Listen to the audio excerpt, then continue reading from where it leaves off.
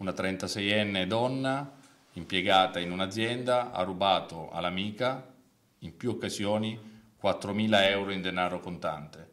I furti, che avvenivano tutti all'interno dell'abitazione, all'interno della camera da letto di questi due coniugi, sono stati consumati a partire dal mese di giugno sino a ieri, quando la donna aveva portato via 500 euro in denaro contante in banconote da 50 euro l'una.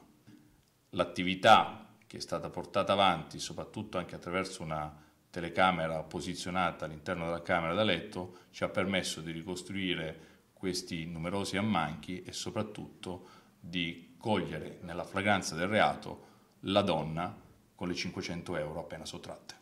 La donna aveva necessità, a suo dire, di far quadrare meglio il bilancio familiare, in considerazione che comunque la donna aveva un lavoro, stabile lavoro da oltre 16 anni, perché lavora come impiegata in un'azienda, il marito anche gli lavora, ha due figli.